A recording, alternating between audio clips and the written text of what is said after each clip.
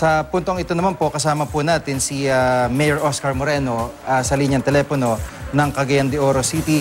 Mayor Moreno, magandang hapon po sa inyo. Hi, Gigi. Good afternoon. Magandang hapon po sa lahat. Opo.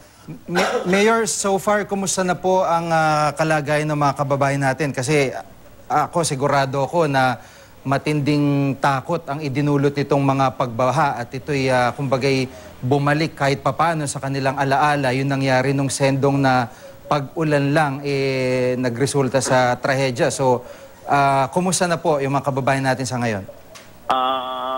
Medyo pareho nga ako ng sendong which happened in 2011 December, pero sa awa ng Diyos marami naman nung mga dissimilarities, no, that differentiated is from sendong. Number one is this time we were ready and meron tayong disaster risk reduction team. And then pangalawa, this time hindi nag-overflow yung ating major rivers. And then pangatlo, ang tinamaan lang nito is hindi masyado yung mga by the riverside, but yung city proper. What made it worse dahil yung traffic kasi had caused the stalling of traffic. Nangyari kasi yung labasan ng mga estudyante, labasan ng mga nag-uupisina. Many had been caught up with the flood in the street. Kaya na-stall, paralyzed yung city kahit yung rescue hindi kagalaw. Dahil especially in those key arteries na puno ng stalled vehicles, hindi makapag-respond kaagad. No? But otherwise, as of 8:30 last night, Gigi, huminto na ang ulan. And although kagabi we were worried that water levels sa Mandulog and Bubunawan River, ito yung mga rivers na nag-overflow, nagdulot ng sendong, no?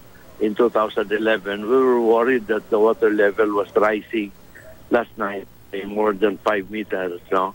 Pero sa awa ng Diyos, by 1 o'clock this morning, the rising had stopped, so that by 5, 6 o'clock in the morning, ang water level had gone back to normal in both Mandulog and Bubunawan rivers, no? So ngayon, we're back to yung white code, so to speak, from yellow. Yesterday, last night we were in orange, and yung mga evacuees natin are expected to go home this afternoon. Apo. Sir, Mayor, dito po sa sitwasyon ninyo dyan sa Cagayan de Oro City ngayon ay masasabi ho na kumbaga may assessment na ho ba magkano yung naging pinsala sa syudad? Well, they're still going through the process, Gigi, no? But of course, ang damage mainly mga building, yung resulting from the flooding, no? But fortunately, wala namang yung malakas na current, and of course marami ring mga sasakyan na nalunod ng baha, no? And meron tayong 3 casualties that had been reported. Opo. Dito sa naging pagbaha ay meron ho bang assessment yung PDRRMO o yung CDRRMO kung meron pang maaring tubig galing kabundukan na bumaba sa area po ninyo? Dahil usually po, di ba, pagka medyo malayong distansya, ilang oras din o ilang oras yung magiging pagitan bago makarating sa mabababang area. So, meron ho bang assessment na ganun pong sitwasyon, Mayor? Yeah, we were worried last night na merong ganyan, no? Dahil ang travel time ng tubig would be about 2, 3, 4 hours, no? From doon sa nabanggit ko ng mga rivers, yung Mandulog at Bubunawan, dito sa city proper. Now, we were worried that, like I said, ang water level had gone up to more than 5 meters, no? Pero sa awa ng Diyos, by 1 o'clock, this morning, the rising of the river, the water level, had stopped and nag-recede na siya, and so that by 5, 6 o'clock this morning, the water level had gotten down to its normal level.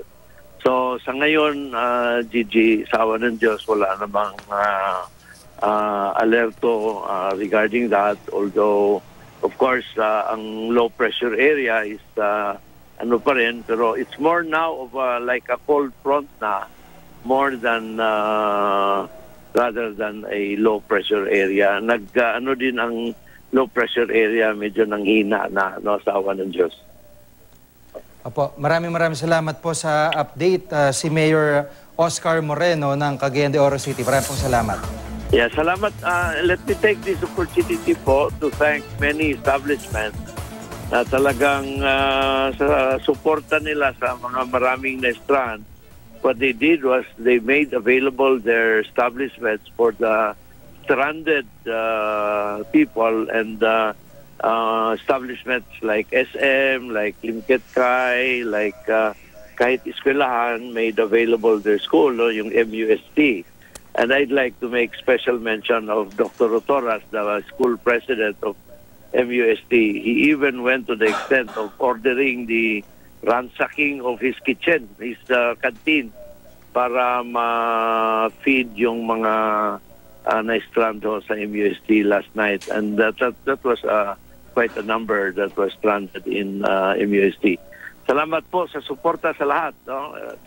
Napaka-heartwarming, Gigi. Yung now we're in the clean-up stage and rebuilding stage, and marami rin yung nagpapagamit ng kanilang mga heavy equipment to help the city. Apo, maraming salamat din po sa impormasyon. Si Mayor Oscar Moreno ng Cagayan de Oro.